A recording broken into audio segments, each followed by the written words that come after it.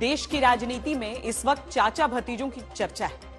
महाराष्ट्र से बिहार तक कुछ सीटों की वजह से चाचा भतीजे में ठनी हुई है।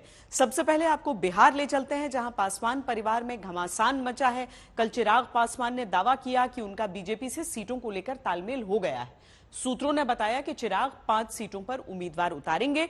वहीं पशुपति पारस को इस बार कोई सीट नहीं मिलेगी, लेकिन आज पशुपति पारस गुट की तरफ से साफ कर दिया गया कि हाजीपुर सीट से कोई समझौता नहीं होगा।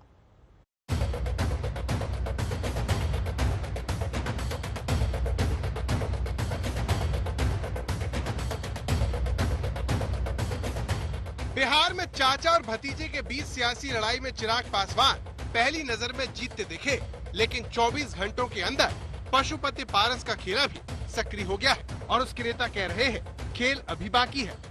मुझे लगता है बहुत जल्द गठबंधन के तमाम साथी वो सब एक साथ बैठकर न सिर्फ सीटों की बल्कि सीटों का चयन भी हो चुका है, उसकी भी घोषणा हम सब साथ मिलकर करेंगे। नहीं, ऐसा अभी कैसे कर सकते हैं, कोई घोषणा नहीं हुआ है और आज हमारे संसदीय दल की बैठक है, इसके लिए हम लोग दिल्ली जा रहे हैं, उसके बाद बात करेंगे। अभी बात चल रही है, ऐसा नहीं, किसी का घोषणा तो हुआ नहीं है।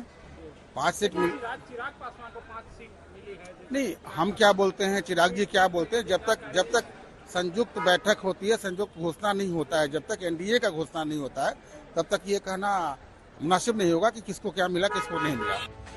बुधवार को खबर आई कि बिहार में एनडीए के गठबंधन में इस बार चिराग पासवान को प्राथमिकता दी गई है। सभी 5 सीटों पर वो उम्मीदवार उतारेंगे। वहीं पशुपति पारस को राज्यपाल और राज्य सरकार में मंत्री पद का ऑफर दिया गया है, लेकिन पशुपति पारस अपने तेवर नरम करने को तैयार नहीं है।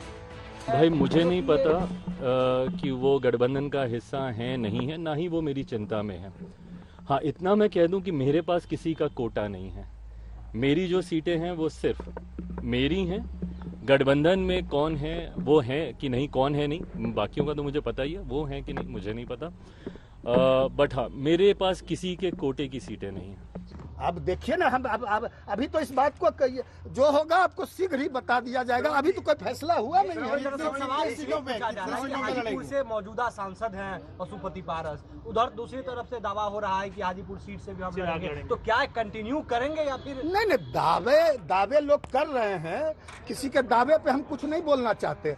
हम हाजीपुर से सांसद हैं, सिटिंग सांसद हैं आदरणीय पशुपति कुमार पारस जी। हम लोग को पूरा विश्वास है कि एनडीए अलायंस में हम लोग हाजीपुर से चुनाव पशुपति कुमार पारस जी चुनाव लड़ेंगे। तो चिराग पासवान को जीतता देख पशुपति पारस ने भी अपने पत्ते चलने शुरू कर दिए हैं। चाचा भतीजे की इसी सियासी जंग में नरम और गरम दावे हो रहे हैं।